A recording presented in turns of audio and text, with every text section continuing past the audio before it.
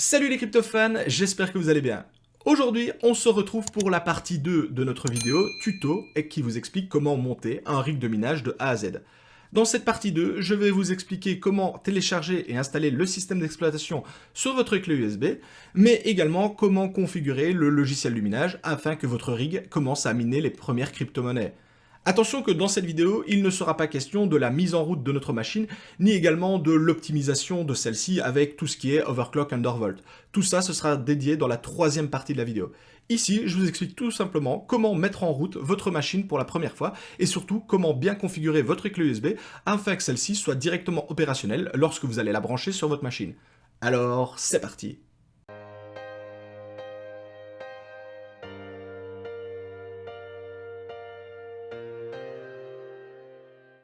Pour commencer, la première chose à faire, c'est de définir quel système d'exploitation nous allons utiliser.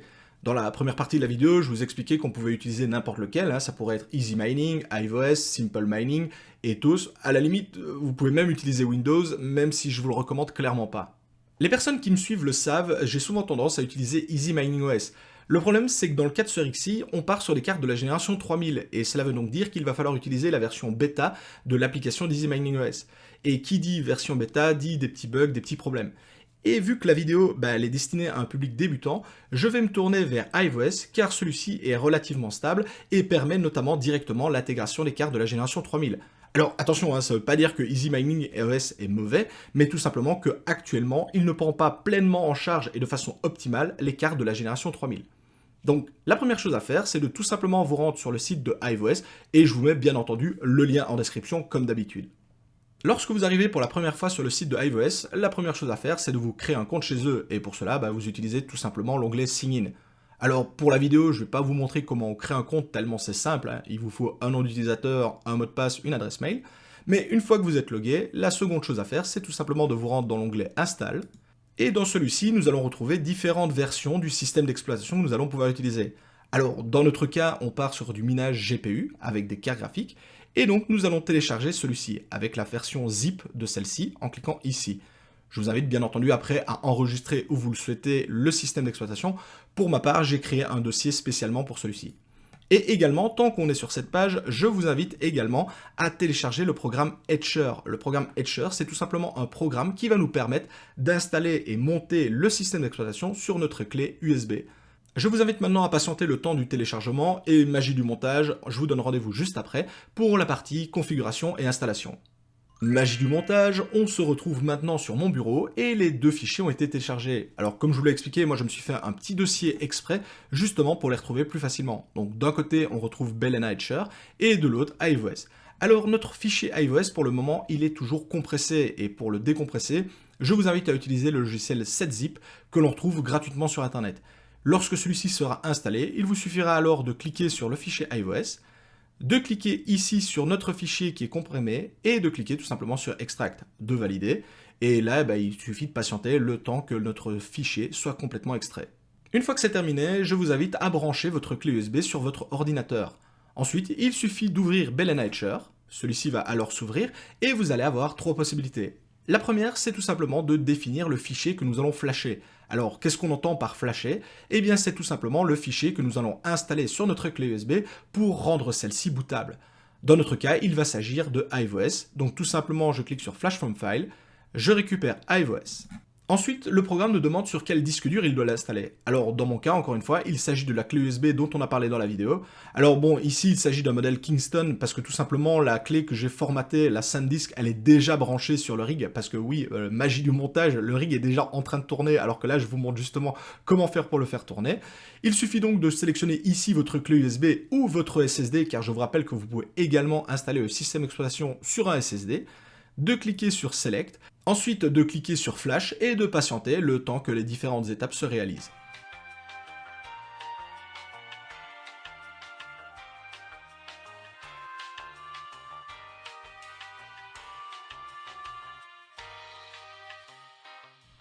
Si les différentes étapes se sont correctement déroulées, vous devriez avoir un message justement qui ressemble à ceci, et là vous pouvez tout simplement cliquer sur OK, vous pouvez fermer bien entendu les différentes fenêtres, et un message vous disant Flash Complete devrait apparaître vous indiquant que justement la clé USB est maintenant prête à être démarrée sur votre rig.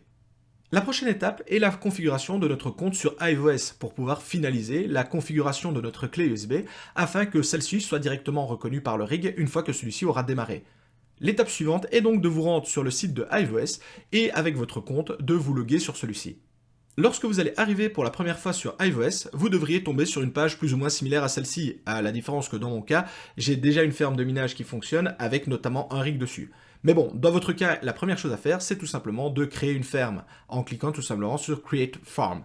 Dans mon cas, la ferme, elle est déjà créée. Je me rends donc dans celle-ci en cliquant dessus. Et l'étape suivante, ça va consister à créer ce qu'on appelle un worker. Un worker, ça va tout simplement être la représentation dans iOS de votre rig. Et pour ce faire, il suffit de cliquer sur le petit bouton plus. Vous devriez alors pouvoir ajouter un worker. Et vous devriez tomber sur une page similaire à celle-ci. On vous demande si vous voulez ajouter un ASIC ou un rig. Donc, dans le cas de notre vidéo, il s'agit bien entendu d'un rig. Ensuite, iOS nous demande si c'est la première fois que nous allons installer un rig ou connecter un rig existant. Sachant que l'on a déjà réalisé plusieurs étapes, notamment avec Etcher pour la configuration de la clé, je vous invite à tout simplement cliquer sur Connect Existing. iOS vous montre alors deux informations extrêmement importantes. Le rig ID qui va permettre justement d'identifier votre rig par rapport à tous les autres rigs qui sont sur le réseau et également un mot de passe, le fameux password, qui est associé à votre rig. Celui-ci est défini par défaut, mais vous avez la possibilité de le modifier. Alors ensuite, juste en dessous, vous voyez différentes informations. Et ces informations, elles sont utiles notamment lorsque vous allez démarrer le rig pour la première fois, notamment si vous n'avez pas configuré correctement votre clé USB. En effet, en tapant la commande First Run, vous avez la possibilité d'encoder directement, mais bon, pour ça, il vous faudra un écran ainsi qu'un clavier directement relié à votre rig. Vous avez la possibilité d'entrer le rig ID ainsi que le mot de passe, ou de le modifier dans le cas échéant. Mais non, ce qui est beaucoup plus simple dans notre cas, c'est tout simplement de nous rendre dans l'onglet Settings, et en fait, ici, tout simplement, de télécharger le petit fichier qui s'appelle rigconf. Alors, ce petit fichier, c'est quelque chose de très simple. En fait, c'est un fichier que l'on va installer et que l'on va tout simplement placer sur notre clé USB.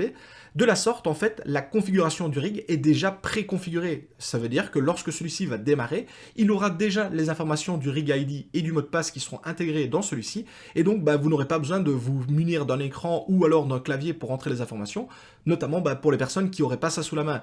Sachez cependant qu'avoir un écran et un clavier à portée de main, quand on a des problèmes, notamment dans la configuration de notre rig, c'est quand même quelque chose d'intéressant.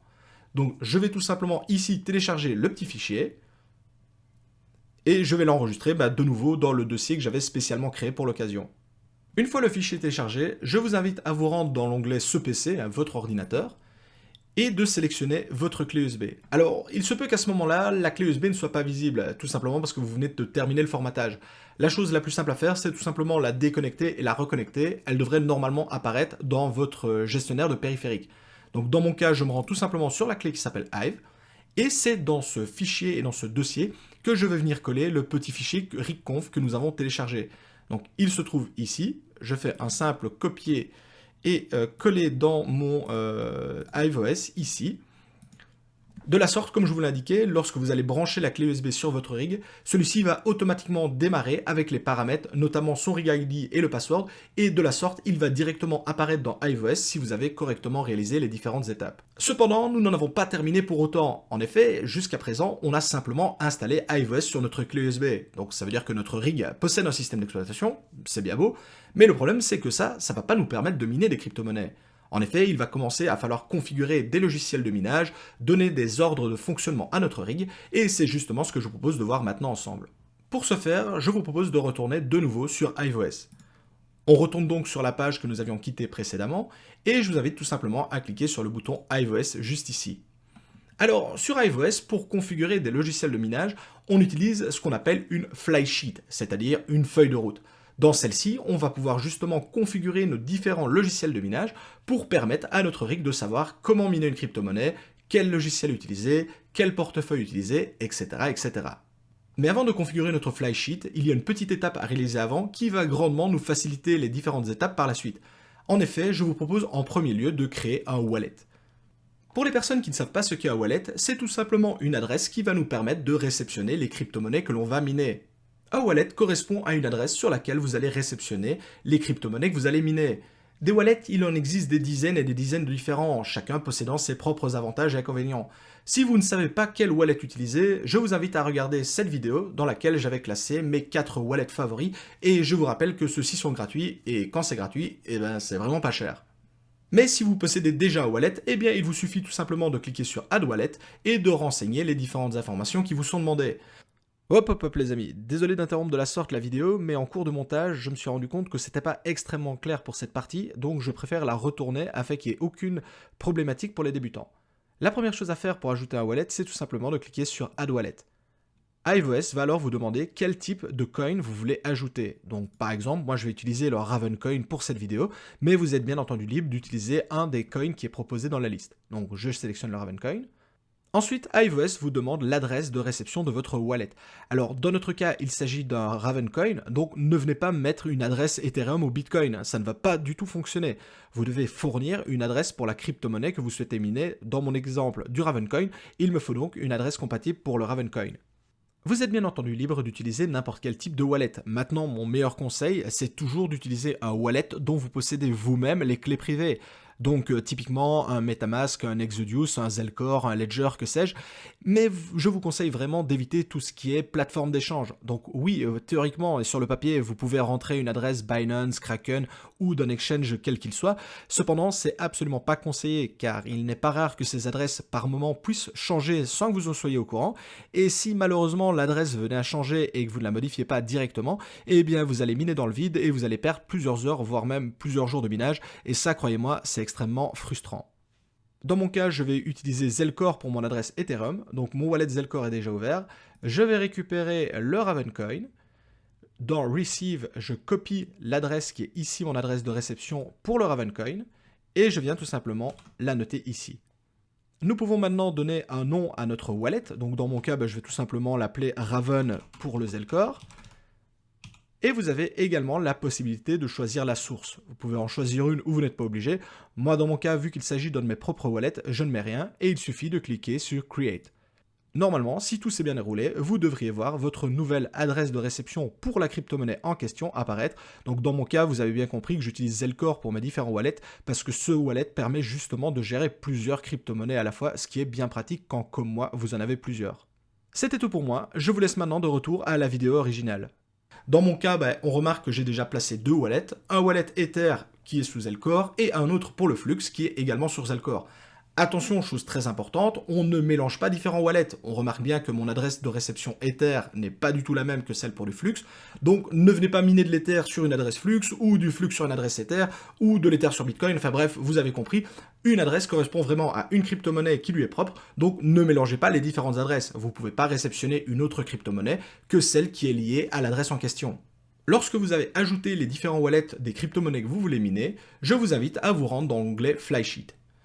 Alors, dans celui-ci, on remarque que dans mon cas, il y a déjà une feuille de route pour une crypto-monnaie, mais je vais maintenant vous expliquer comment faire pour créer justement la vôtre pour miner vos propres crypto-monnaies. La première étape va consister à sélectionner la crypto-monnaie que l'on veut obtenir, donc dans mon cas, par exemple, de l'Ether. Ensuite, il va falloir renseigner un wallet pour être payé sur celui-ci, et ça tombe bien, l'étape juste avant, c'était de définir les wallets que nous voulions utiliser. Donc dans mon cas, je vais prendre mon wallet Ether qui est sur Zelcore. Ensuite, iOS nous demande quel pool de mining nous voulons utiliser. Je vous rappelle que vous êtes obligé de passer par un mining pool, à moins que vous ayez une énorme ferme de minage, mais si c'est le cas, j'imagine que vous ne seriez pas en train de regarder cette vidéo. Et donc, le mining pool, c'est un passage obligé pour mettre justement votre puissance de minage en commun avec celle d'autres mineurs, afin de participer au réseau et de pouvoir toucher les récompenses. Donc ici, on remarque que par défaut, iOS nous propose tout un tas de pools de mining différents. Vous êtes bien entendu libre de choisir celle qui vous intéresse, et notamment pour pouvoir les comparer, je vous invite à vous rendre sur le site Mining Pool Stat, encore une fois, le lien est dans la description, pour faire votre choix parmi toutes les listes de pools de minage disponibles. Dans mon cas, on va utiliser Iveon, qui est la pool officielle de iOS. Ensuite, iOS va me demander quel serveur je veux rejoindre pour sa pool de minage. Dans mon cas, je vais choisir l'Europe car je suis situé en Europe, mais encore une fois, je vous invite à rejoindre le pool situé le plus proche de chez vous afin d'avoir un délai entre le serveur et votre machine de minage le plus court possible. Je sélectionne ensuite Apply, et pour terminer, il va falloir sélectionner le logiciel de minage que nous allons vouloir utiliser. Alors, dans mon cas, je suis avec des cartes NVIDIA. Donc chez NVIDIA, il y a pas mal de différents logiciels de minage. iOS, justement, nous les classe ceux qui sont compatibles NVIDIA, AMD. Par exemple, Ethermine est compatible NVIDIA et AMD, mais on voit par exemple que Team Red Miner est uniquement compatible AMD. Dans mon cas, ayant de très bons stats avec Phoenix Miner, je vais utiliser celui-ci.